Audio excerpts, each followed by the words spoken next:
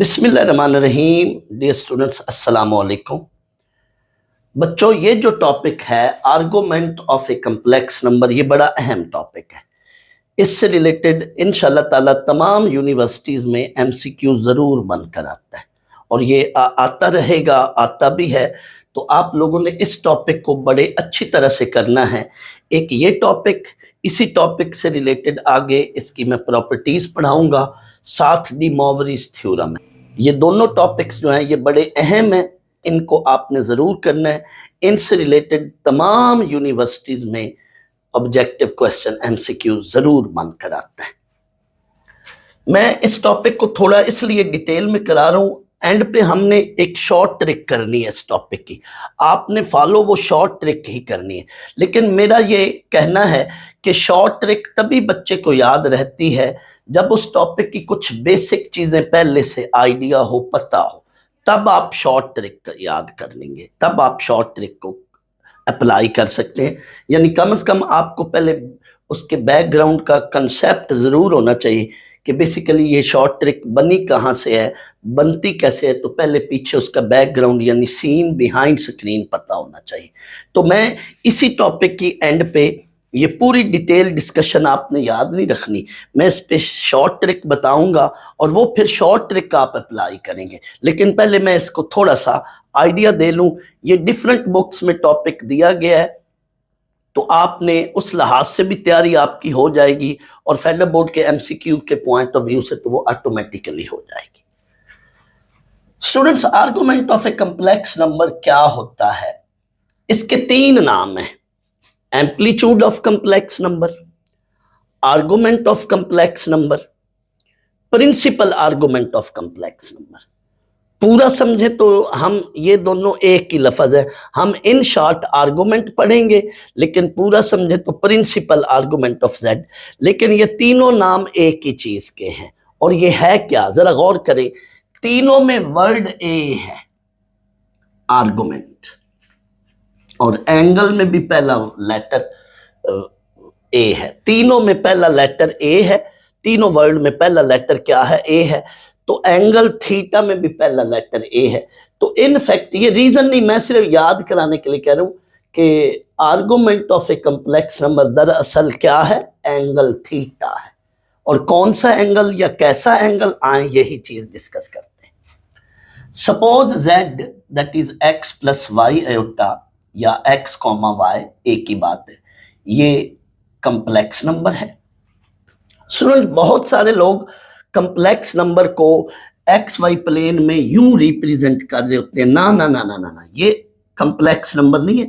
Complex number क्या है? This is just a point in x y plane, और ये पॉइंट किसी भी क्वाड्रेंट के अंदर हो सकता है, एक्स वाई प्लेन या कम्प्लेक्स प्लेन कह लें। तो this is a complex number, order pair form में है, कम्प्लेक्स नंबर है, और ये किसी भी प्लेन के अंदर जो है, फर्स्ट सेकंड, किसी भी क्वाड्रेंट के अंदर हो सकता है। But it is just a point, not a line. Complex number is not a line, this is just a point. लेकिन बहुत सारे लोग कम्प्लेक्स नंबर को यूं लिख रहे होते हैं, ये गलत है। Complex number is just an order pair form में अगर लिखेंगे तो ये जस्ट अ पॉइंट है कम्प्लेक्स प्लेन के अंदर, जिसमें ये रियल एक्सिस कहलाता है, ये इमेजिनरी एक्सिस कहलाता है, और इस पूरी प्लेन को हम कह रहे होते हैं कम्प्लेक्स प्लेन और आर्ग्रैंड प्लेन। ये मैं अपने प्रीवियस लेक्चर्स में बता भी चुका हूं। इस प्लेन को आर्ग्रैंड प्लेन या कम्प्लेक्स प्लेन कहते हैं। और ये पूरी फिगर, भला फिगर का क्या नाम है? आर्ग्रैंड डायाग्राम। इस फिगर को क्या कहते हैं? Argand diagram. Argument of a complex number क्या होता है? अगर किसी भी कम्प्लेक्स नंबर को हम ओरिजिन तक उसके पॉइंट को, complex number is just a point in any quadrant, किसी भी कम्प्लेक्स नंबर के पॉइंट को हम ओरिजिन तक एक लाइन से जोड़ दें। हम अब लाइन क्यों बना रहे हैं? इस लाइन से रिलेटेड बच्चों हम दो चीजें निकालना चाहते हैं इस लाइन से रिलेटेड। एक, इस लाइन की लेंथ, लेंथ को हम आर भी कह सकते हैं, और इस लाइन की लेंथ को जेड मॉड भी कहा जाता है। फिलहाल हम जेड मॉड कहते हैं। इस लाइन की लेंथ को और इस लाइन के एंगल को विद एक्स एक्सिस को हम फाइंड आउट करना चाहते हैं। हमने कंप्लेक्स नंबर से लाइन क्यों प्लॉट की? बेसिकली हम इतनी लेंथ निकालना चाहते हैं और इसी लाइन का एंगल विद एक्स एक्सिस। तो फिलहाल मैं लेंथ की अभी डिस्कशन नहीं करूंगा, ये टॉपिक है एंगल। तो सपोज अ कंप्लेक्स नंबर z है, a line joining o and p, इस कंप्लेक्स नंबर को हम p से डिनोट कर रहे हैं। तो ऐसी लाइन जो p को और ओरिजिन को ज्वाइन करे, लेट ये लाइन, इस लाइन का x एक्सिस के साथ angle, a line joining o and p, इस लाइन को हम OP लाइन कहेंगे। OP line making angle theta with x axis, that angle theta is called argument of z. तो argument of z is nothing, just it is an angle theta which the line OP making with x axis. More precise अगर definition देखें तो OP line making angle with positive direction of x axis, यानी ये x axis की positive direction के साथ जो angle बन रहा होता है, that angle is called argument of z. Angle with positive direction of x axis के साथ positive direction के साथ जो एंगल लाइन का बन रहा होता है, that angle is called argument of z. लेकिन हम सिंपल इन शॉर्ट हम एंगल थीटा ही बोलेंगे with x axis, angle theta with x axis, इतनी बारीकी में हम नहीं जाएंगे। A line joining O and P making that line making angle theta with x axis, that angle is called argument of z. इसको यूं symbolically लिखते हैं आर्गुमेंट ऑफ z। मैंने अपने प्रीवियस लेक्चर में बोला था कि जब कभी ब्रैकेट आ जाए किसी लेटर या वर्ड के साथ, इस तरह से आगे ब्रैकेट आ जाए तो वो ऑफ का मीनिंग देती है। जैसे साइन ऑफ 30, इसको रीड करते हैं साइन ऑफ 30, अब ब्रैकेट आ गई। और इसी तरह से f ऑफ x, इसी तरह से argument of z, in short इसको यूं लिखते हैं। और ये इसका थीटा इक्वल एंगल थीटा होता है, और थीटा का बच्चों ये formula tan inverse y over x। अब ये फार्मूला कैसे बना आए, मैं आपको ये फार्मूला कैसे आया मैं ये भी अभी आपको समझा देता हूं कि ये चीज कैसे बनी है। आप देखें, यही बात आप देख लें कि ये पॉइंट था, मैंने इस लाइन को ओरिजिन तक जोड़ा। अब आप यहां से अगर देखें तो इतना ये x है, x एक्सिस तक ये इतनी वैल्यू जो है ये x है, इस लिहाज से देखें। और ये वैल्यू क्या है, ये वर्टिकल वैल्यू इधर तक देखें तो ये y है। और फर्ज कर लो इस लेंथ को आप z मॉड कह लें या अभी कुछ भी ना कहें, कोई मसला नहीं। अब आप एंगल थीटा निकालना चाहते हो तो आप इन तीनों चीजों का रिलेशन लें, परपेंडिकुलर, बेस एंड ये एंगल का। तो इन तीनों चीजों का जो रिलेशन है वो है tan थीटा। tan थीटा अगर इस ट्राइंगल से देखें, लेट इस पॉइंट को आप थोड़ी देर के लिए a कह लें, तो in triangle OPA we have tan theta that is perpendicular over base. Perpendicular जो है वो आपका यहाँ पे y है। याद रखें स्टूडेंट, एंगल के अपोजिट साइड जो होती है किसी भी ट्राइंगल में, एंगल के अपोजिट साइड हमेशा परपेंडिकुलर होती है। एंड याद रखें 90 थीटा के अपोजिट साइड ये हाइपोटेन्यूज होती है। एंगल के अपोजिट साइड जिधर एंगल होगा, फर्ज कर लो ट्राइंगल में इस साइड पर एंगल होता है तो हम इसको फिर परपेंडिकुलर लेंगे। Side opposite to angle theta is called perpendicular side. Side opposite to 90 degree is hypotenuse. तो थर्ड साइड फिर ये इस वक्त यहाँ पे ये बेस है, इधर यहाँ पे बेस हो। तो tan theta perpendicular over base, यहां से आप अगर थीटा निकालो तो थीटा की ये वैल्यू। सर यहां तो y ओवर x पर मॉड नहीं है, आपने क्यों मॉड डाला हुआ है? बच्चों ये y और x किसी भी क्वाड्रेंट में हो सकता है।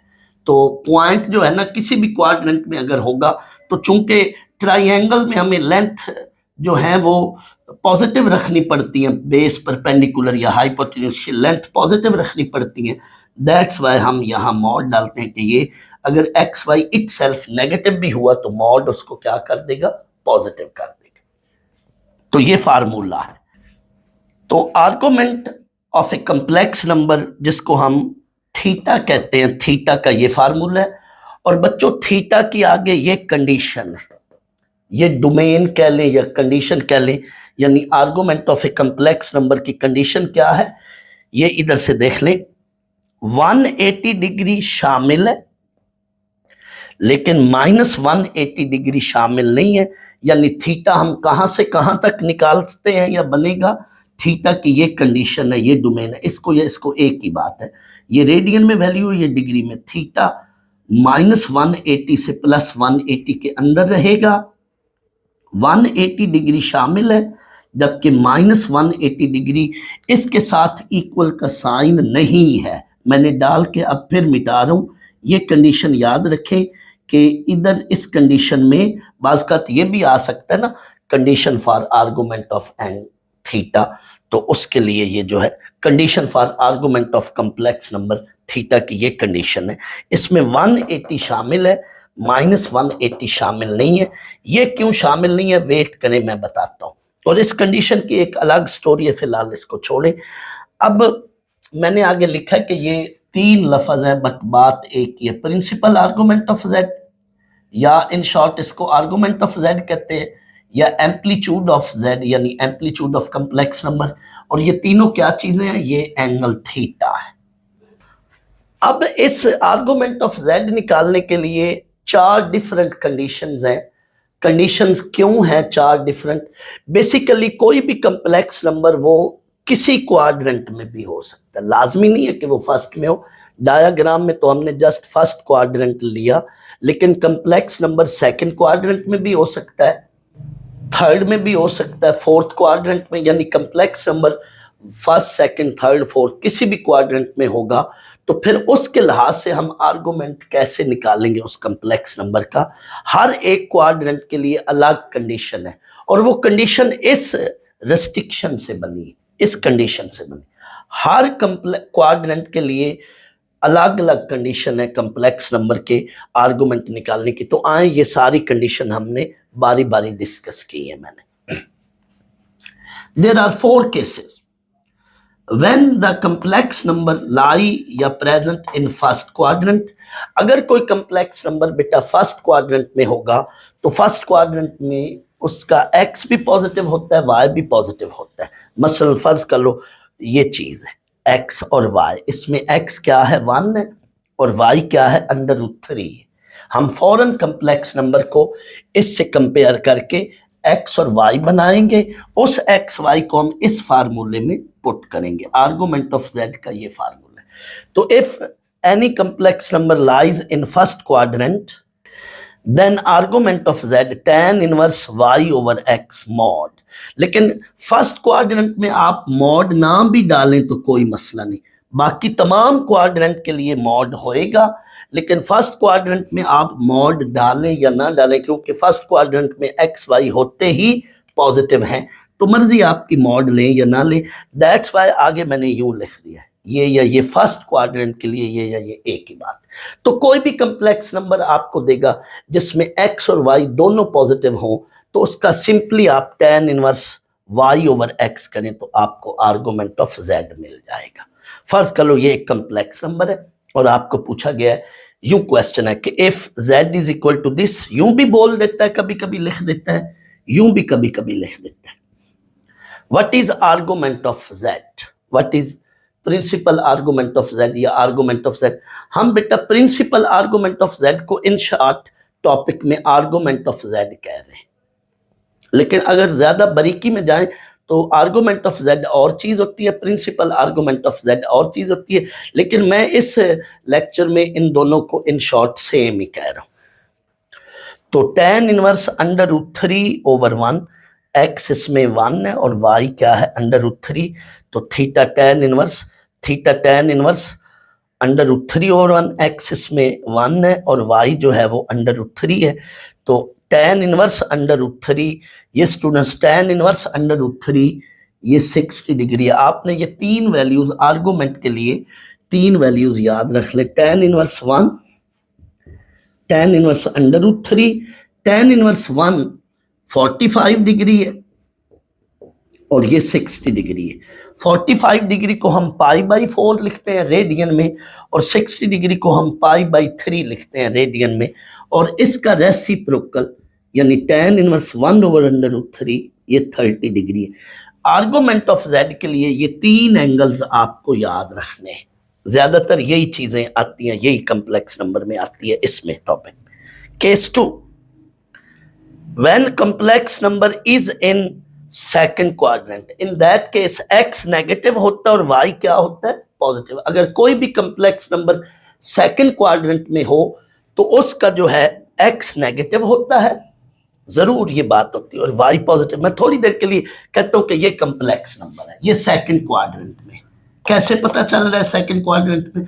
बच्चों इसको फौरन इससे इक्वेट करो या कंपेयर करो, तो आपको x की वैल्यू -1 और y की वैल्यू यानी कोफिशिएंट ऑफ आयोटा वो y होता है। आयोटा का जो कोफिशिएंट होता है वो y होता है। यहाँ पे आयोटा का कोफिशिएंट 1 है, तो x -1 और y 1, तो ये सेकंड क्वाड्रेंट में। कोई भी कम्प्लेक्स नंबर बच्चों सेकंड क्वाड्रेंट में हो तो उसका आर्गुमेंट ये होता है 180 माइनस tan इनवर्स y/x। 180 को हम रेडियन में पाई कहते हैं, तो pi minus tan inverse y/x, या 180 degree minus tan inverse y/x। अब कोई बच्चा सोच रहा होगा कि सर ये फर्स्ट क्वाड्रेंट पर मुझे फौरन क्लिक कर गया था, आपने अभी थोड़ी देर पहले डायग्राम बनाकर मुझे समझाया, वो मुझे समझ आ गई थी, लेकिन ये कैसे? तो मैं अब सेकंड क्वाड्रेंट में कोई कम्प्लेक्स नंबर है तो उसको भी मैं डायग्राम बनाकर ट्रायंगल बनाऊंगा तो समझ आएगी कि ये कंडीशन कैसे है। तो ये चीज कैसे है, मैं थोड़ा सा इसके लिए आपको डायग्राम बनाकर सेकंड क्वाड्रेंट में कोई कम्प्लेक्स नंबर लेकर समझाता हूं। फर्ज करो बच्चों कोई भी आपको कम्प्लेक्स नंबर दिया गया, मिसाल के तौर पर वो, और आप देखें कि ये सेकंड क्वाड्रेंट में है। मैं इसको डायग्राम में यूं समझा देता हूं, ये -1,1 है। वो जो कम्प्लेक्स नंबर अगर हम उसको ऑर्डर पेयर फॉर्म में लिखें तो ये बनता है। अब आपने वही काम जो इधर हमने किया था, ओरिजिन से इस लाइन को जोड़ना है। ये हमारे पास ओरिजिन है, ओरिजिन से इस लाइन को जोड़ दिया। अब हमने आर्गुमेंट ऑफ कम्प्लेक्स नंबर यानी इस लाइन का एंगल थीटा ये निकालना है। Argument of complex number basically अभी मैंने बताया, आर्गुमेंट ऑफ कम्प्लेक्स नंबर क्या है? किसी भी कम्प्लेक्स नंबर को अगर हम ओरिजिन से जोड़ें तो वो जो लाइन का एंगल विद एक्स एक्सिस है वो आर्गुमेंट ऑफ जेड कहलाता है उस कम्प्लेक्स नंबर का। अब ये थीटा बेसिकली मैंने निकालना है। अच्छा, मुझे अगर इस एंगल की वैल्यू मिल जाए, इतने एंगल की वैल्यू, तो मैं थीटा फिर निकाल सकता हूं। कैसे बेटा? यहां पे आप देखो ये सारा एंगल है 180, स्ट्रेट एंगल ये 180 है, बट मुझे तो चाहिए इतना एंगल लाइन तक, ये एंगल चाहिए। तो मैं 180 में से ये एंगल सब्ट्रैक्ट करूंगा तो मुझे थीटा मिल जाएगा। ये थीटा मुझे चाहिए, इतना एंगल मुझे मिल जाए तो 180 माइनस दिस एंगल, मैं थोड़ी देर के लिए इस एंगल को नाम दे देता हूं अल्फा। अगर मुझे अल्फा मिल जाए तो मैं थीटा निकाल सकता हूं। अब अल्फा एंगल निकालने के लिए मैं ये ट्रायंगल कंस्ट्रक्ट कर रहा हूं। मैं यहां से परपेंडिकुलर ड्रा कर रहा हूं। जैसे बच्चों इधर मैंने थोड़ी देर पहले परपेंडिकुलर ड्रा करके इस पॉइंट को ए नाम दिया था, तो ये एक्स हमारे पास बना था, ये वाई बना था। मैं इस पॉइंट को अगर ए नाम दूं तो ये एक्स है और ये वाई है। तो एक्स बेटा ये यहां तक जो ये लेंथ है -1 है, लेकिन मैं मॉड लूंगा तो ये 1 बन जाएगा। तो लेंथ को मैं थोड़ी देर के लिए 1 कह रहा हूं क्योंकि ए के कोऑर्डिनेट्स होंगे -1,0, लेकिन लेंथ के हिसाब से मैं 1 कह रहा हूं क्योंकि मैंने ट्रायंगल में परपेंडिकुलर और बेस को यूज करना है। और ये वर्टिकल वैल्यू ये क्या है? ये 1 है। इस पॉइंट के लिहाज से ये एब्सिसा है और ये ऑर्डिनेट है, लेकिन -1 के बजाय मैंने लेंथ 1 लिखी। अब मुझे एंगल चाहिए अल्फा, तो इधर भी मैं tan अल्फा लेता हूं, परपेंडिकुलर और बेस। एंगल के अपोजिट हमेशा परपेंडिकुलर होता है, 1/1। थोड़ी देर के लिए मैं इसको y कह लेता हूं, इसको मैं x कह लेता हूं। तो अल्फा की वैल्यू क्या आई? tan inverse y/x। साथ मॉड इसलिए मैं डालूं कि अगर ये एक्स वाई इधर मैं नेगेटिव भी डालूं तो वो उसको क्या कर देगा, पॉजिटिव कर देगा, मॉड। तो ये मुझे अल्फा मिल गया, बट मुझे तो चाहिए था थीटा, तो थीटा क्या होगा, 180 माइनस अल्फा। 180 माइनस अल्फा क्या है, tan inverse Y over x mod. तो अगर कोई एंगल सेकंड क्वाड्रेंट में है, theta is in second quadrant, theta हमें निकालना है, सेकंड क्वाड्रेंट में बन रहा है, तो उसको कैसे निकालेंगे, 180 minus tan inverse Y over x. अगर कंप्लेक्स नंबर सेकंड क्वाड्रेंट में तो जाहिर है थीटा भी फिर सेकंड क्वाड्रेंट में बन रहा है, तो सेकंड क्वाड्रेंट के लिए थीटा यूं निकलेगा। If complex number is in second quadrant then उसके लिए क्या हम करेंगे, 180 degree minus tan inverse Y over x, उस पे मॉड। आए अब ये चीज है, आपको कंप्लेक्स नंबर दिया जाएगा, पहले आपने चेक कर लेना कि ये कंप्लेक्स नंबर का क्वाड्रेंट कौन सा बनता है, क्योंकि हर क्वाड्रेंट के लिए आर्गुमेंट ऑफ z की अलग अलग कंडीशन है। तो अगर कोई कंप्लेक्स नंबर सेकंड क्वाड्रेंट में है तो pi minus tan inverse Y over x, आप चाहे डिग्री में लिख लो चाहे रेडियन में लिख लो, फिलहाल मैं रेडियन में लिख रहा हूं, pi minus tan inverse Y over x. तो इसमें y जो है अभी मैंने बोला था 1 है और x माइनस 1 है, ऊपर मॉड, मॉड नेगेटिव को क्या कर देगा, पॉजिटिव। tan इनवर्स 1 अभी मैंने कहा कि वो 45 डिग्री, जिसको हम पाई बाई 4 भी लिखते हैं, तो पाई बाई 4 इसको कैलकुलेट करो तो ये एंगल बन रहा है। अब हम थर्ड कंडीशन के लिए देखते हैं, if complex number z lie in third quadrant, अगर कोई कंप्लेक्स नंबर थर्ड क्वाड्रेंट में है तो उसके लिए फिर ये है माइनस पाई, आर्गुमेंट क्या, उसके लिए आर्गुमेंट ये है theta is equal to minus pi plus tan inverse Y over x mod, या ये। अब सर ये कैसे बन गया, मैंने कहा कि आपने इस कंडीशन को भी सामने रखना है, सेकंड के लिए, थर्ड के लिए, फोर्थ के लिए ये कंडीशन। तो आए अब हम थर्ड क्वाड्रेंट के लिए कंप्लेक्स नंबर, ये आर्गुमेंट ऑफ z कैसे बना ये डिस्कस करते हैं। बच्चों इस चीज को डिस्कस करने से पहले मैं पॉजिटिव एंगल और नेगेटिव एंगल के बारे में थोड़ा सा आपको बताता चलूं। जब भी हम कोई रे एक्स एक्सिस के साथ कोई रे है और वो रे एंटी क्लॉकवाइज रोटेट कर रही होती है, फर्ज कर लो यहाँ पे हम एक रे है, इसके ऊपर हम इसको यूं एंटी क्लॉकवाइज रोटेट कर रहे होते हैं, फर्ज कर लो वो रे यूं जा रही है, ये रे थी एक्स एक्सिस के साथ और वो एंटी क्लॉकवाइज है, तो ये एंगल जो थीटा बनेगा ये पॉजिटिव एंगल बनेगा, standard angle, angle of the रे with x axis anti clockwise. अगर रे रोटेट करती है एंटी क्लॉकवाइज तो एंगल पॉजिटिव होगा। यानी फर्ज कर लो ये इस तरह से, ये एंगल सेकंड क्वाड्रेंट में है, ये रोटेट करके रे इधर आई, ये एंगल थर्ड क्वाड्रेंट में है, 0 से 90 तक फर्स्ट क्वाड्रेंट, 90 से 180 तक सेकंड, 180 से 270 तक थर्ड, और इसी तरह से ये फिर फोर्थ क्वाड्रेंट बनता है इधर से। तो 270 से 360 तक फोर्थ क्वाड्रेंट है, हम पॉजिटिव एंगल ले रहे हैं। लेकिन अब यहां पे फर्ज कर लो रे है और ये क्लॉकवाइज रोटेट कर रही है, ये रे है और ये एक्स एक्सिस के साथ क्लॉकवाइज रोटेट कर रही है यूं। अब मैंने इसको रोटेट करके इधर लेकर आया हूं, तो ये एंगल थीटा अब नेगेटिव होगा। इस लिहाज से जब क्लॉकवाइज रे रोटेट करेगी तो एंगल नेगेटिव होगा, एंटी क्लॉकवाइज एक्स एक्सिस का रोटेट करेगी तो एंगल पॉजिटिव होगा। अब फर्ज कर लो कोई एंगल यहां पे है और आपको पूछा जाए कि ये कितना एंगल है, तो फर्ज कर लो ये 30 डिग्री है, तो हम इसको लिखेंगे -30 डिग्री। याद रख लो क्लॉकवाइज रोटेट करे तो एंगल नेगेटिव, एंटी क्लॉकवाइज रे रोटेट करे तो एंगल पॉजिटिव। अब इस लिहाज से अगर देखें ऐसे रोटेशन हो रही है तो ये -90 है, यहां पे -180 है इस तरह से, और ये -270 है, और यहां पे 1 कंप्लीट रोटेशन क्लॉकवाइज ये माइनस जो है 360 बनेगा। लेकिन क्वाड्रेंट वो ही रहेगा, ये फर्स्ट क्वाड्रेंट है, ये सेकंड है, ये थर्ड है और ये फोर्थ। इधर यहां पे ये फर्स्ट क्वाड्रेंट, ये सेकंड, ये थर्ड और ये फोर्थ। यानी इसमें फर्स्ट क्वाड्रेंट 0 से 90, सेकंड 90 से 180, थर्ड 180 से 270 और फोर्थ जो है वो 270 से 360। बट इधर जो है ये देख लो, ये फर्स्ट क्वाड्रेंट कहां से कहां तक है, सेकंड कहां से कहां तक है, थर्ड, क्योंकि हम एंगल नेगेटिव ले रहे हैं। ये चीज इधर यूज होने लगी है। जरा अब आए हम इसके लिए अब डिस्कशन करते हैं। अब स्टूडेंट्स कॉम्प्लेक्स नंबर पड़ा हुआ है थर्ड क्वाड्रेंट में। कोई भी कॉम्प्लेक्स नंबर है, आप यूं समझ लें या जनरल फॉर्म में समझ लें, पड़ा हुआ है थर्ड क्वाड्रेंट में। और उसी तरह से हमने ओरिजिन के साथ, ये लेट ओरिजिन है, ओरिजिन के साथ इस लाइन को जोड़ा। लेकिन अब हम एंगल इधर से नहीं निकालेंगे।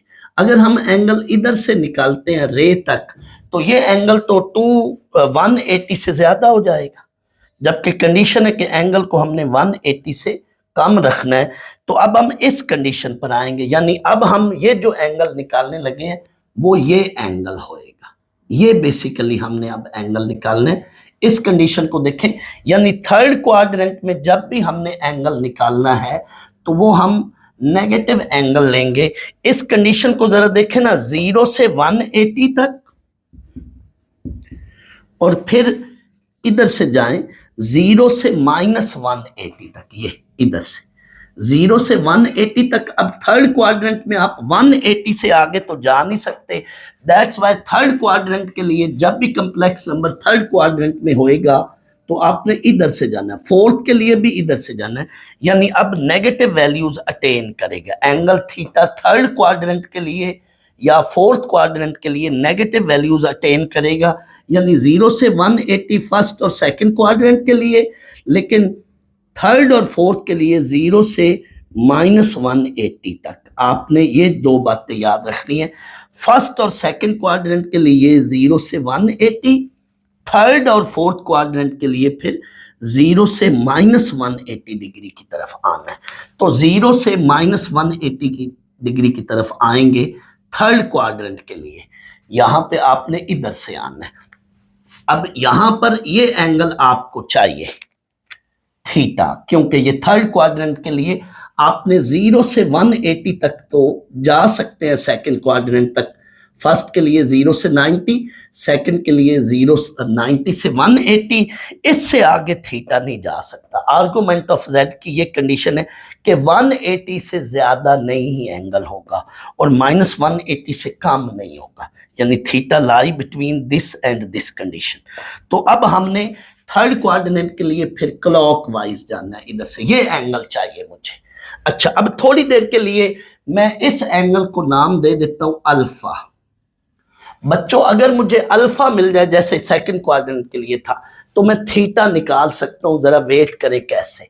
अब फर्ज कर लो कोई भी थर्ड क्वाड्रेंट में वैल्यू है -1 -√3, ये कॉम्प्लेक्स नंबर -1 -√3। आप ऐसे करें, जनरल वैल्यू भी ले सकते हैं एक्स वाई नेगेटिव, ये परपेंडिकुलर ड्रा करें आप। उसी तरह से एंगल के अपोजिट ये परपेंडिकुलर है, 90 के अपोजिट ये हाइपोटेन्यूस और ये बेस है। तो परपेंडिकुलर आपका होएगा -√3 और बेस होएगा -1। लेकिन आप अगर लेंथ के सेंस में देखना चाहते हैं तो इसको पॉजिटिव कर लें, वरना मॉड डाल दें। तो अल्फा बना tan alpha perpendicular over base -√3 over -1। लेकिन अभी मैंने मॉड लेना है तो वो पॉजिटिव लेंथ हो जाएगी। तो अल्फा बना tan इनवर्स √3 ओवर 1, या नेगेटिव अगर साथ रखना है तो फिर मॉड डाल दें। तो ये y over x mod tan inverse y over x। अब आप इसको जनरल में देखें तो tan inverse y over x mod. अब आपको ये फर्ज कर लो y ओवर x मॉड आपने निकाल लिया जनरल वैल्यू के साथ। अब अल्फा ये है, आपको थीटा चाहिए। तो गौर करें अब थीटा क्या है स्टूडेंट्स। थर्ड क्वाड्रेंट में एंगल निकालना है, तो यहां तक फुल आए, यहां तक फुल आए तो ये बनता है इधर से -180 एंटी क्लॉकवाइज, क्लॉकवाइज -180। लेकिन इतना अल्फा है, -180 में अल्फा ऐड कर दें तो ये एंगल बन जाएगा। थीटा क्या है? -180 प्लस अल्फा। अगर सब्ट्रैक्ट करोगे तो फिर ये यहां पे चले जाओगे, -180, ये एक अब पॉजिटिव वैल्यू बन गई ना tan inverse y over x। लेकिन अगर आप इसमें माइनस अल्फा करोगे तो आप फिर इससे भी आगे निकल जाओगे, यानी -180 में कोई वैल्यू माइनस कर दे, फर्ज करो ये 10 डिग्री है, 20 डिग्री है, तो आप फिर थर्ड क्वाड्रेंट में नहीं रहोगे, आप तो सेकंड में चले जाओगे।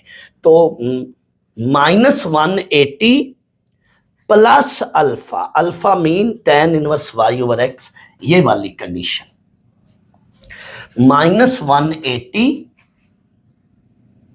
Plus tan inverse y over x, ये थर्ड क्वाड्रेंट के लिए। मैं फिर रिपीट करता हूं, आपको थर्ड क्वाड्रेंट के लिए चाहिए वैल्यू, तो यहां तक पूरा -180 है, इसमें कुछ वैल्यू ऐड करोगे तो आपको जो है थर्ड क्वाड्रेंट में रहेंगे। अगर आप सब्ट्रैक्ट कर दोगे तो आप फिर बेटा यहां पे चले जाओगे सेकंड क्वाड्रेंट में।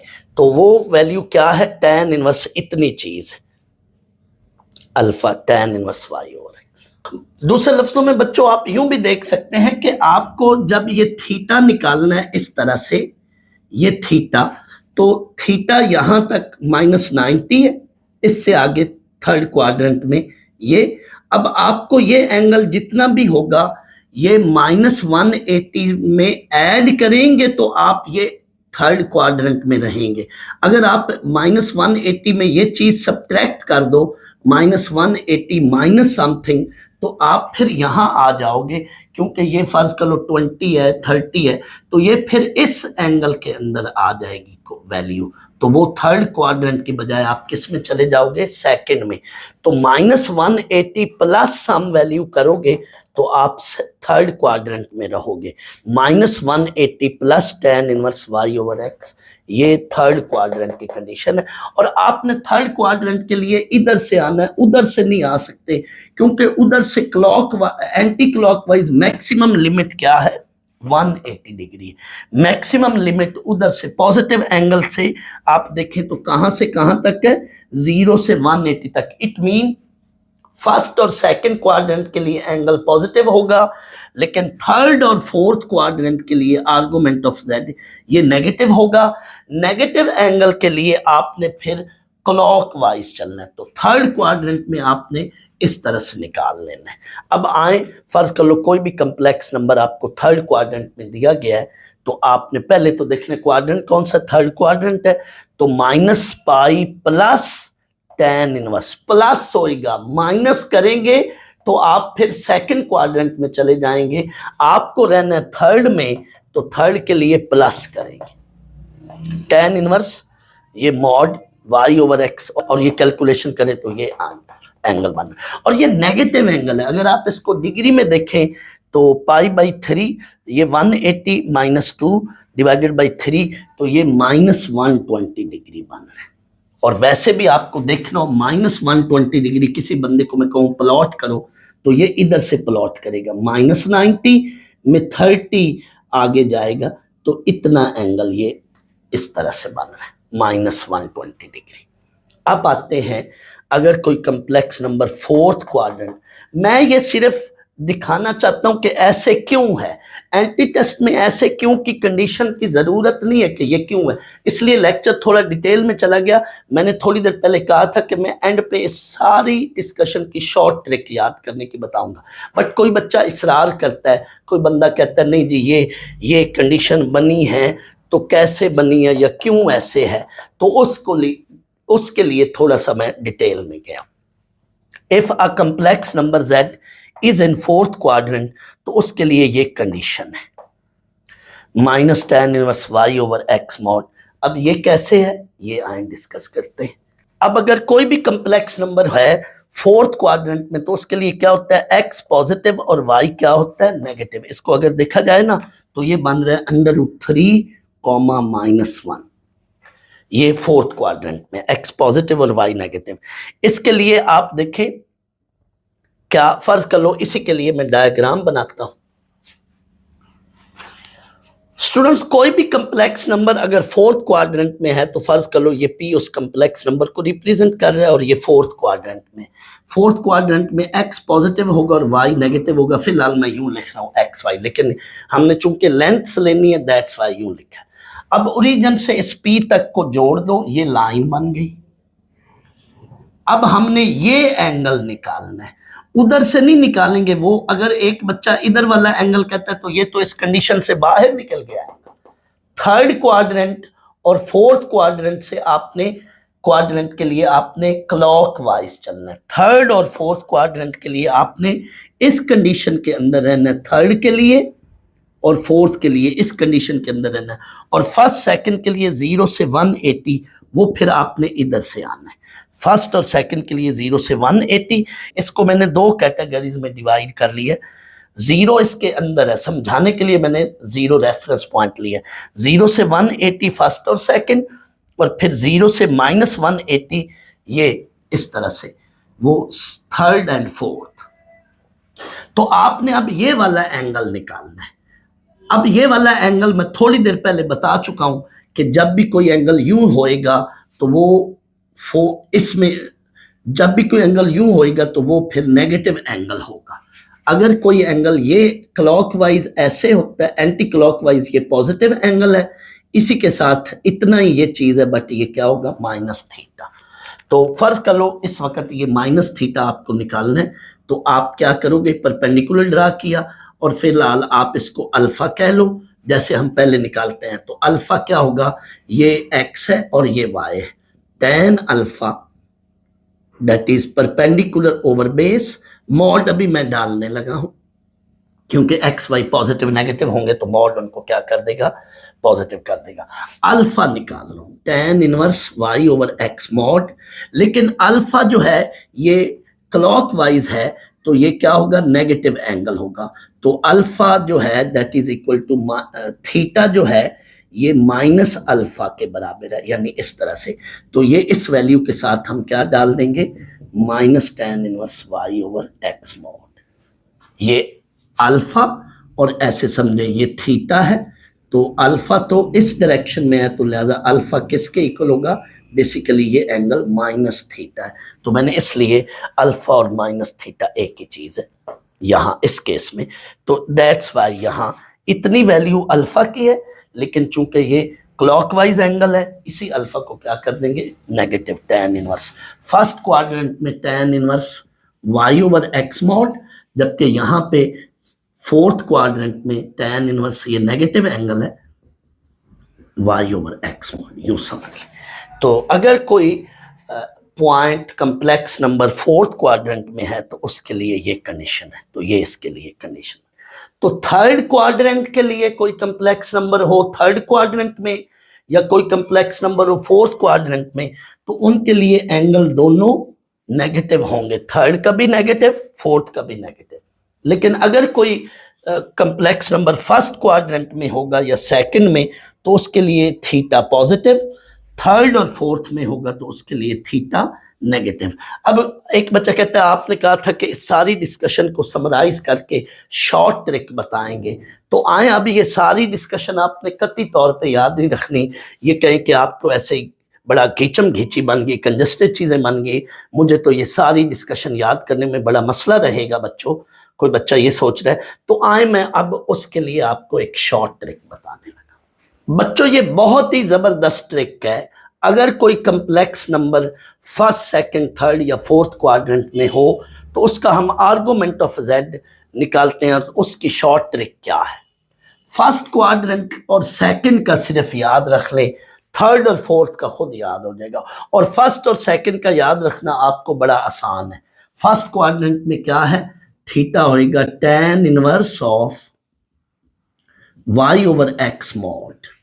इसके साथ आपकी मर्जी है मॉड डालें या ना डालें। मैंने कहा था फर्स्ट क्वाड्रेंट में मॉड डालें या ना डालें। अच्छा, सेकंड क्वाड्रेंट में मैंने बताया 180 minus tan inverse. Second quadrant में थीटा की वैल्यू क्या होगी, 180 माइनस tan इनवर्स। ये तो सब बच्चों को पता ही है। फर्स्ट क्वाड्रेंट में tan inverse y over x mod, second quadrant में 180 minus tan inverse Y over x. बस ये दो बातें याद रख लें, आगे नहीं है जरूरत आपको कुछ याद रखने की, वो मैं याद करा रहा हूं। कैसे? इसके अपोजिट फोर्थ है तो मल्टीप्लाइंग बाय -1 कर लें। इसके अपोजिट फोर्थ है तो इसका आर्गुमेंट ये हो जाएगा। यस, इसके अपोजिट थर्ड क्वाड्रेंट है, मल्टीप्लाइंग विद -1 कर लें। आपको जो है इसमें क्या है, आपको थर्ड क्वाड्रेंट की वैल्यू, इस पूरी वैल्यू को माइनस से मल्टीप्लाई, इसको माइनस से मल्टीप्लाई करेंगे, ये इसको माइनस से मल्टीप्लाई करेंगे तो प्लस बन जाएगा। That's it, that's it. ये आपके लिए फर्स्ट और सेकंड के लिए याद रख लें।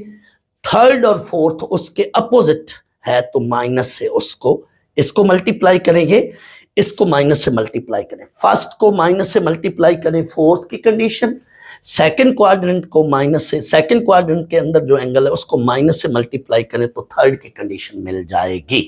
ये आप डायग्राम नोट कर लो। tan inverse y over x mod minus tan inverse y over x mod, first and fourth. ये सेकंड क्वाड्रेंट होता है ना बच्चों, ये फर्स्ट क्वाड्रेंट, ये सेकंड, ये थर्ड और ये फोर्थ।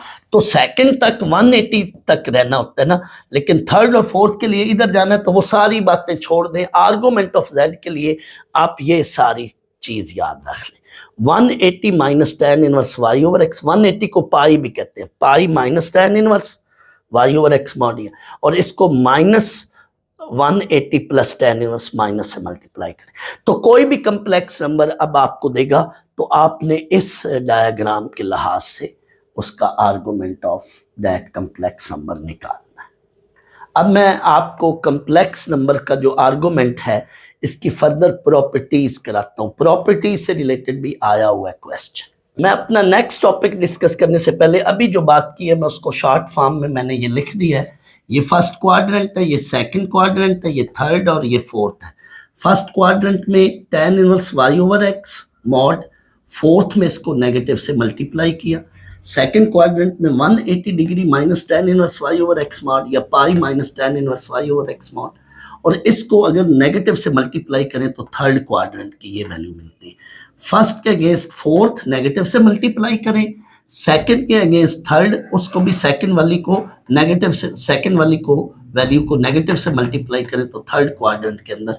ये सारी आर्गुमेंट ऑफ कंप्लेक्स नंबर यानी थीटा के लिए कंडीशन है। फर्स्ट क्वाड्रेंट में ये, थर्ड में ये, फोर्थ, फर्स्ट में ये, सेकंड में ये, थर्ड में ये और फोर्थ में ये। लेकिन बच्चों आपको सिर्फ फर्स्ट और सेकंड याद रख लें, थर्ड फोर्थ की माइनस से मल्टीप्लाई करके आराम से मिल जाती है। फर्स्ट वाली को, फर्स्ट क्वाड्रेंट वाले आर्गुमेंट को माइनस से मल्टीप्लाई करें तो फोर्थ क्वाड्रेंट वाली वैल्यू मिलेगी। सेकंड क्वाड्रेंट वाली वैल्यू को, आर्गुमेंट को माइनस से मल्टीप्लाई करें तो थर्ड क्वाड्रेंट वाली वैल्यू मिलती है। ये आर्गुमेंट ऑफ z की डिफरेंट फॉर्म है। जिस जिस क्वाड्रेंट में कोई कंप्लेक्स नंबर पड़ा हो हम उसके लिहाज से यूं निकालते हैं। आर्गुमेंट ऑफ कंप्लेक्स नंबर से मजीद आगे हम उसकी कुछ प्रॉपर्टीज पढ़ते हैं। Properties of argument of A complex number क्या है स्टूडेंट्स? किसी भी कंप्लेक्स नंबर पे कोई पावर हो और आपको कहा जाए कि उसका आर्गुमेंट निकालें, तो आप पावर सॉल्व करके आर्गुमेंट ना निकालें बल्कि आप यूं ले लें, पावर पहले और फिर आर्गुमेंट ऑफ z। जैसे लॉग में आप, लॉग की प्रॉपर्टीज होती ना, तो लॉग में मसलन आपको यूं आ जाए, अब what ever is the base, 3 power 4 है तो 4 पहले आ जाता है, और लॉग ऑफ 3 हम यहाँ पे जो भी बेस होगा उसको आप छोड़ें तो लॉग ऑफ 3 पावर 4 तो 4 शुरू में आ जाएगा। तो इसी तरह से n शुरू में आ जाता है। मिसाल के तौर पर आपको कहा जाए कि क्वेश्चन है इससे related, if z is equal to this, what is argument of z cube, तो आप z क्यूब ना बनाओ, यानी 1 प्लस आयोटा का क्यूब पहले सॉल्व करके रियल और इमेजिनरी पार्ट निकाल कर फिर उसका आर्गुमेंट ना लो। आपको क्या करना है, आपको पहले जो है जस्ट यूं करना है, 3 इसकी बजाय आप ये करोगे 3 इंटू आर्गुमेंट ऑफ z। अब किसी भी कंप्लेक्स नंबर का आर्गुमेंट निकालना हो तो ये मैं अभी आपको थोड़ी देर पहले ट्रिक बता चुका हूं। फर्स्ट क्वाड्रेंट में tan inverse y over x mod, fourth में minus tan inverse y over x mod, second में 180 minus tan inverse Y over x mod, और थर्ड में इसको माइनस से मल्टीप्लाई करें, minus 180 plus tan inverse Y over X. इसको भी minus से मल्टीप्लाई करें तो ये बनता है, और इसको माइनस से मल्टीप्लाई करें तो ये, तो फर्स्ट के अगेंस्ट फोर्थ वाला माइनस से मल्टीप्लाई करने से बनेगा, और सेकंड के अगेंस्ट थर्ड वाला सेकंड को माइनस से मल्टीप्लाई करें तो ये वाला आर्गुमेंट बनता है। तो आप चूंकि ये कम्प्लेक्स नंबर फर्स्ट क्वाड्रेंट में है, फौरन इसका आर्गुमेंट निकालें, tan inverse y over x 1 over 1 tan inverse 1 that is pi by 4, 3 multiply करें तो करेक्ट ऑप्शन 3 पाई बाई 4। याद रखें कोई भी कम्प्लेक्स नंबर फर्स्ट में है या सेकंड में है तो उसका आर्गुमेंट पॉजिटिव होगा, थर्ड या फोर्थ में है तो उसका आर्गुमेंट नेगेटिव होगा। तो ये सी ऑप्शन इसका correct option. Argument of z inverse, अब इसी लिहाज से ये माइनस है तो वो -1 पहले आ जाएगा। यानी फर्ज कर लो आपको कहते हैं what is argument of this one, तो आप इस लिहाज से वो फिर माइनस पहले लें। ये क्वेश्चन देख लें, आर्गुमेंट ऑफ z इनवर्स और आर्गुमेंट ऑफ z स्क्वायर, तो इसका स्क्वायर ना ओपन करें बल्कि 2 पहले ले आए, 2 इंटू आर्गुमेंट ऑफ z, और आर्गुमेंट ऑफ z कोई भी कम्प्लेक्स नंबर देखें ये किस क्वाड्रेंट में है, इट इज सेकंड क्वाड्रेंट, इसके लिहाज से 1 पाई माइनस टेन इनवर्स, ज्यादातर जो आंसर है वो रेडियन में पूछता है, तो 180 का दूसरा मतलब पाई भी है, pi radian 180, pi minus tan inverse और minus pi plus tan inverse. तो ये आपने इस तरह से बना लेना है। अगर दो कम्प्लेक्स नंबर मल्टीप्लाई हो रहे हो और उनका आर्गुमेंट लेना हो तो मल्टीप्लाई करके आर्गुमेंट ना लें बल्कि आर्गुमेंट लेकर उनको ऐड कर लें, अलग अलग आर्गुमेंट लेकर ऐड करें, यानी ये बात या ये बात सेम है। ये प्रॉपर्टीज जो है ना, ये पहली 4 प्रॉपर्टीज ये लॉग वाली प्रॉपर्टी से मिलती जुलती हैं। लॉग में जब अंदर 2 नंबर मल्टीप्लाई हो रहे होते हैं तो उनको आगे हम अलग अलग लेकर लॉग ऐड कर लेते हैं, और लॉग में जब 2 वैल्यूज अंदर डिवाइड हो रही होती हैं तो उनका अलग अलग लॉग लेकर हम सब्ट्रैक्ट कर लेते हैं, और इधर भी यही है। यानी प्रॉपर्टीज ऑफ आर्गुमेंट ऑलमोस्ट ये प्रॉपर्टीज ऑफ लॉग फंक्शन ये तकरीबन सेम ही है। आर्गुमेंट ऑफ z कॉन्जुगेट या नेगेटिव आर्गुमेंट ऑफ z एक ही बात है, किसी भी कम्प्लेक्स नंबर का आर्गुमेंट ले लें और उसके कॉन्जुगेट का आर्गुमेंट ले लें तो ये नेगेटिव चाहे इधर डाल दें ये भी बात दुरुस्त है, चाहे ये नेगेटिव इधर डाल दें ये भी बात दुरुस्त है। अब इससे रिलेटेड कैसे सवाल आ सकता है, वो कहते हैं कि if z is equal to 1 plus 3 eta what is argument of z conjugate. दे z रहा है और आर्गुमेंट ऑफ z कॉन्जुगेट मांग रहा है, तो आपने z कॉन्जुगेट का आर्गुमेंट ना निकालें, आप इसी का आर्गुमेंट निकालकर इसको नेगेटिव से मल्टीप्लाई कर लें तो वो बन जाएगा आर्गुमेंट ऑफ z कॉन्जुगेट। इसी कम्प्लेक्स नंबर का आर्गुमेंट निकालकर उसको नेगेटिव से मल्टीप्लाई कर लें। अभी ये मैंने बात बोली थी कि नेगेटिव इधर लगा लें या इधर लगा लें एक ही बात है, तो वो बेसिकली आपको कंफ्यूज करने के लिए स्टेटमेंट के अंदर छेड़खानी करेगा। मैंने बच्चों आपको कहा है कि मैं टॉपिक को हर एंगल से कवर करूंगा ताकि आपका किसी भी तरह से कोई एमसीक्यू उधर आपको ऐसा ना लगे कि ये मैंने नहीं किया, तो मैंने इसलिए तमाम चीज़ें की हुई हैं ताकि हर एंगल से कवर हो। इंशाल्लाह इसके बाद मैं क्वेश्चंस का सिलसिला भी जारी करूंगा कि यानी पूरा चैप्टर कंप्लीट करके मैं फिर इससे रिलेटेड इंशाल्लाह क्वेश्चंस पर भी डिस्कशन अलग से क्वेश्चन बनाऊंगा। पहले मेरी कोशिश है कि मैं टॉपिक कवर करूं, मैं टॉपिक के अंदर भी क्वेश्चंस बना रहा हूं, लेकिन जब ये थ्योरी का सिलसिला इंशाल्लाह ख़त्म होगा तो मैंने फिर क्वेश्चंस पर चैप्टर वाइज डिस्कशन शुरू कर देनी है इंशाल्लाह। तो अब ये चीज़ जो है argument of z over z conjugate, तो ये 2 टाइम आर्गुमेंट ऑफ z बनेगा, इसमें ये और ये दोनों शामिल करके ये चीज़ बन रही argument of z minus argument of z conjugate. पहले इस लाज से दोनों को अलग अलग करें, बीच में माइनस आ जाएगा, फिर ये चीज़ जो है ये वाली उस पर लगाएं तो ये चीज़ बन जाती है argument of z over z conjugate, 2 time argument of z बन रहा है। इस पे ये देख लें क्वेश्चन। अब इससे रिलेटेड क्वेश्चन कैसे दे सकते हैं, आपको कहेगा कि argument of 1 plus iota over 1 minus iota ये निकालें, तो आपने कभी भी ऐसे नहीं करना कि जी इसको पहले आप रैशनलाइज करोगे फिर सॉल्व करोगे ना, या तो इस पर आप ये वाली प्रॉपर्टी लगा लो तो भी जवाब सही आएगा, लेकिन अगर ये नंबर ऊपर नीचे एक दूसरे का कॉन्जुगेट है तो आप इस प्रॉपर्टी की बजाय ये लगा लो तब भी जवाब सही आएगा। दोनों में से जौन सी मर्जी प्रॉपर्टी लगा लें, जब ऊपर नीचे कॉन्जुगेट हो कम्प्लेक्स नंबर तो ये लगा लो या ये लगा लो, दोनों तरह से आंसर सेम आएगा। तो आपने रैशनलाइज नहीं करना, आप ये वाली प्रॉपर्टी ले लो तो आपने ऊपर वाले नंबर का 2 टाइम आर्गुमेंट ऑफ जेड कर लो, यानी 1 प्लस आयोटा कर लो। तो 1 प्लस आयोटा का आर्गुमेंट क्या है? 1 प्लस आयोटा का आर्गुमेंट बनता है, इट इज फर्स्ट क्वाड्रेंट, π/4 बनेगा, 2π/4, टोटल आंसर क्या बना? π/2।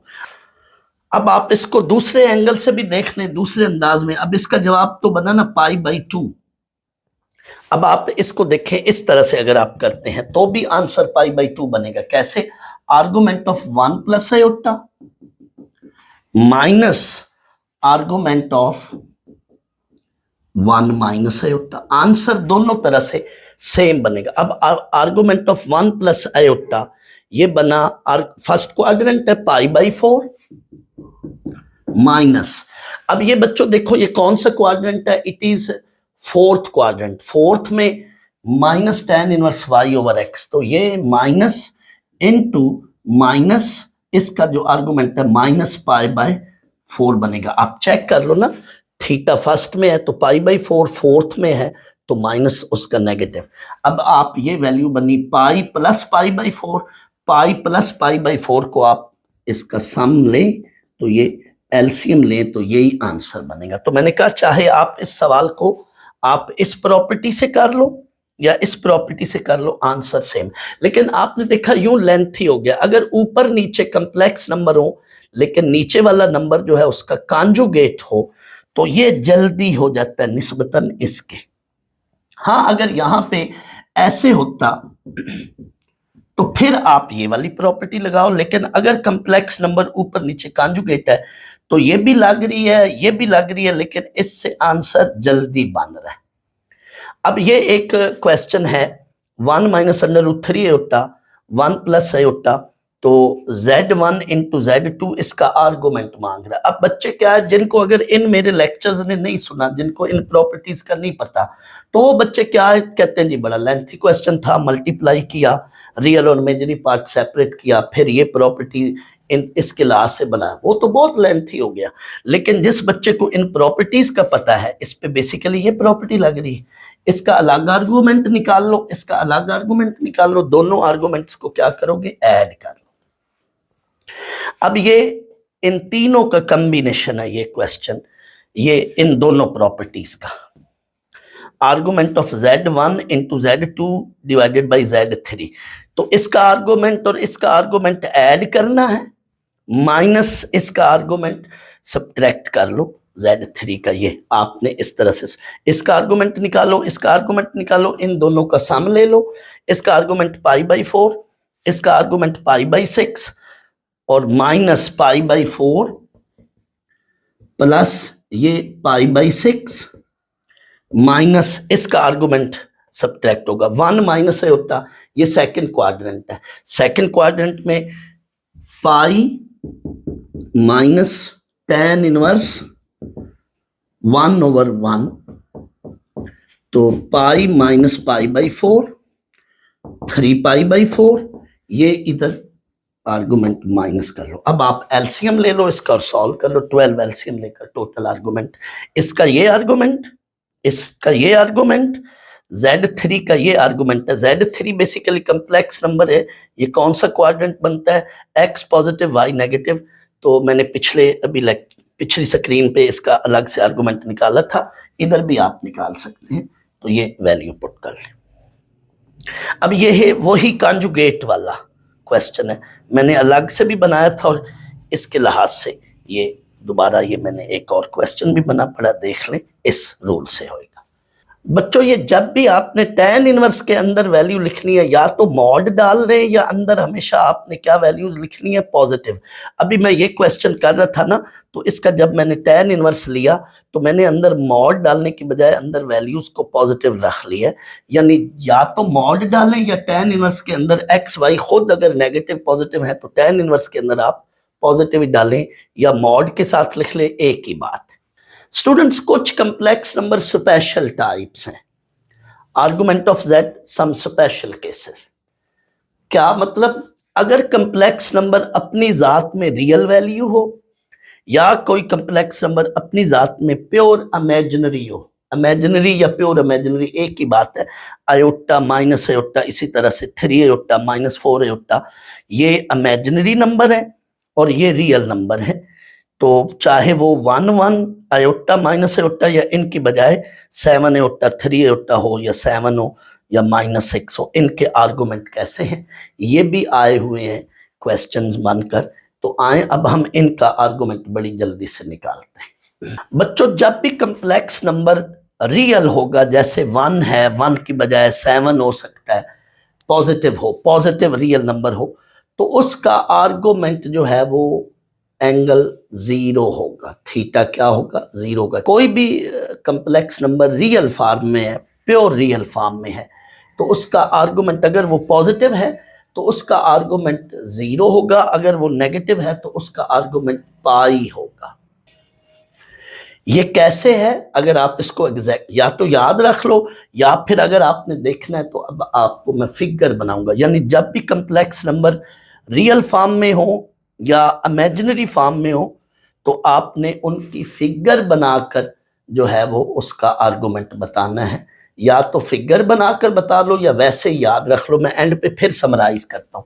अब फर्ज कर लो कंप्लेक्स नंबर ये है, तो आप इसकी पहले ऑर्डर पेयर फॉर्म बनाओगे 1,0। अब मैं कहता हूं ये 1,0 कहां पे लाई कर रहा है, तो इसमें y कोऑर्डिनेट 0 है, तो ये जो है x एक्सिस पर लाई करेगा और पॉजिटिव साइड पर 1,0 फर्ज कर लो यहां पर। अब ओरिजिन से इस पॉइंट को जोड़ो, जोड़ दिया।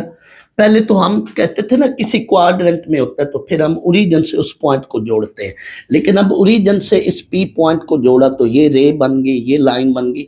इस लाइन का एक्स एक्सिस के साथ जो एंगल होता है वो थीटा, वो आर्गुमेंट कहलाता है। किसी भी कंप्लेक्स नंबर को ओरिजिन से जोड़ते हैं, वो जो लाइन बनती है उस लाइन का एक्स एक्सिस के साथ जो एंगल है वो आर्गुमेंट ऑफ जेड था, ये डेफिनेशन थी। तो इस लाइन का एक्स एक्सिस के साथ जो एंगल है वो क्या होगा? That is 0। एक्स एक्सिस के साथ एंगल 0। इट मीन अगर कोई भी कंप्लेक्स नंबर रियल फॉर्म में है और पॉजिटिव है तो उसका आर्गुमेंट 0 होगा। कोई भी कंप्लेक्स नंबर रियल फॉर्म में हो और पॉजिटिव हो, argument of 1, argument of 7, argument of 10, argument of 9, कोई भी कंप्लेक्स नंबर है, रियल है और पॉजिटिव है, तो उसका आर्गुमेंट 0 होगा। डायग्राम बना लो या वैसे याद रख लो। लेकिन अगर नेगेटिव है, आर्गुमेंट ऑफ -1, अब -1 को आप पहले उसकी ऑर्डर पेयर फॉर्म बना लो। -1 + 0 इमेजिनरी पार्ट नहीं है तो 0 लिखा। अब ये उसकी ऑर्डर पेयर फॉर्म है। ऑर्डर पेयर फॉर्म को प्लॉट करते हैं, लेकिन बेसिकली ये जो वैल्यूज हैं या वो एक्स एक्सिस पॉजिटिव साइड पर हैं या नेगेटिव साइड पर है। जब भी कंप्लेक्स नंबर रियल फॉर्म में होगा तो वो वैल्यू पॉजिटिव साइड पर होगी या नेगेटिव साइड पर होगी। अगर पॉजिटिव साइड पर होगी तो एंगल 0, अगर नेगेटिव साइड पर होगी तो एंगल पाई। क्या मतलब? इधर देखो, -1 और 0 ओरिजिन से ये पी पॉइंट, ओरिजिन से इसको जोड़ दो, जोड़ दिया। हमेशा ओरिजिन से उस पॉइंट को जोड़ते हैं, लेकिन ये तो अब इधर है, ये इधर है, तो इसका पॉजिटिव एक्स एक्सिस से ये एंगल है। हमेशा एंगल हम एक्स एक्सिस से उस लाइन तक या पॉजिटिव एक्सिस, पॉजिटिव डायरेक्शन से उस लाइन तक एंगल लेते हैं। तो ये जो एंगल है ये फिर क्या एंगल है? This is 180 degree. इधर से हम आते हैं। एक बच्चा कहता है हम क्या इधर से आएंगे? नहीं, हम अगर एक्स एक्सिस पर पॉजिटिव एंगल है तो हम इधर से आएंगे, तो इसलिए पाई शामिल है, -पाई शामिल नहीं था होगा। ये इसलिए मैंने थोड़ी देर पहले कहा था ना कि इसकी डोमेन में शामिल होने की वजह, इक्वल ना होने की क्या वजह, तो वो हमने 0 से 180 तक अगर नेगेटिव एंगल है तो इधर से चलेंगे, इधर से नहीं चलेंगे। तो ये फिर इसलिए पाई शामिल रखते हैं, -पाई यानी 1 -180 शामिल नहीं रखते। तो इसका एंगल जो है वो 180 है, -180 नहीं होगा। अब फर्ज कर लो कोई भी कंप्लेक्स नंबर जो इस तरह से आ जाए, -7 है, तो भी इसका एंगल क्या होगा, 180 होगा। तो argument of 7 that will be 0 and argument of -6 that is pi.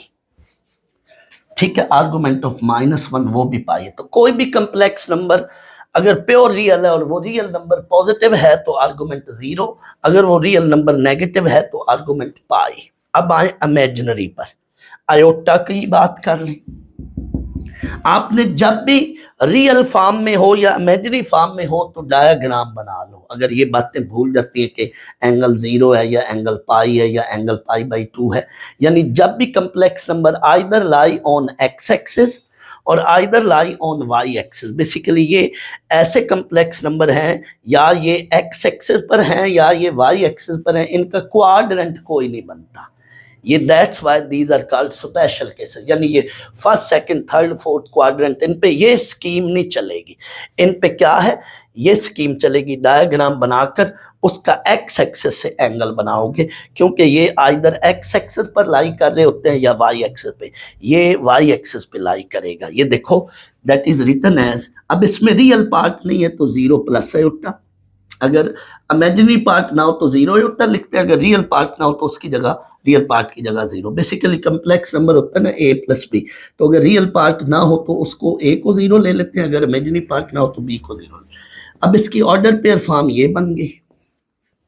अब इस नंबर को प्लॉट करें, ये वाई एक्सिस पर नंबर है क्योंकि x 0 है। फर्ज कर लो ओरिजिन से यहां तक ये 1 यूनिट है, तो ये नंबर जो है ये वाई एक्सिस पर है। इसके कोऑर्डिनेट अगर बनाएं तो ये बनता है 0,1। बच्चों याद रखें एक्स एक्सिस पर वाई 0 होता है जबकि वाई एक्सिस पर एक्स 0 होता है। अब ये p है, ओरिजिन से इस p को जोड़ो, ये जोड़ लिया। अब इसका एक्स एक्सिस से कितना एंगल है, ये angle that is 90 degree. So theta जो है ये क्या है, आयोटा के लिए आर्गुमेंट क्या है, 90 डिग्री। सिमिलरली 3 आयोटा हो, 5 आयोटा हो, 7 आयोटा हो, इन सब के लिए आर्गुमेंट क्या होगा, इन सब का आर्गुमेंट 90 डिग्री है। जस्ट वो लेंथ बढ़ जाएगी। 3 आयोटा के लिए आप यूं कहोगे कि ये 0,3 है, 3 आयोटा, तो 0 + 3 आयोटा आर्गुमेंट, तो 0,3, तो लेंथ बढ़ रही है, एंगल तो 90 ही रहना है, यानी मैग्नीट्यूड बढ़ रहा है उस कंप्लेक्स नंबर का, एंगल तो 90 रहना। और कोई इस तरह का है माइनस आयोटा, तो वो अब क्या है, z = माइनस आयोटा 0,-1। अब ये कंप्लेक्स नंबर कहां पर है, 0,-1, 0,-1। अब ये यहां पर होगा 0,-1। अब ओरिजिन से इसको जोड़ दो, ये जोड़ दिया। इसका एंगल क्या होगा, इसका एंगल हम ये लेंगे, इधर से नहीं लेंगे, क्यों, वो उस रेंज से बाहर निकल जाएगा ना उस कंडीशन से, तो दैट्स वाई आप ये वाला एंगल लोगे। और ये एंगल जो है ये क्या है, अब ये देखो बच्चों, ये एंगल क्लॉक वाइज चले तो ये -90 डिग्री, आप याद करें ना मैंने बताया था यहाँ ये -90 डिग्री है। तो 270 अगर इधर से लेंगे तो वो 270 बन रहा है, वो इस कंडीशन से बाहर निकल रहा है, तो ये -90 डिग्री होएगा। इट मीन अगर कोई कंप्लेक्स नंबर इमेजिनरी है लेकिन पॉजिटिव है तो उसका एंगल 90, नेगेटिव है तो उसका एंगल -90। पॉजिटिव रियल नंबर है तो 0, नेगेटिव रियल नंबर है तो पाई यानी 180।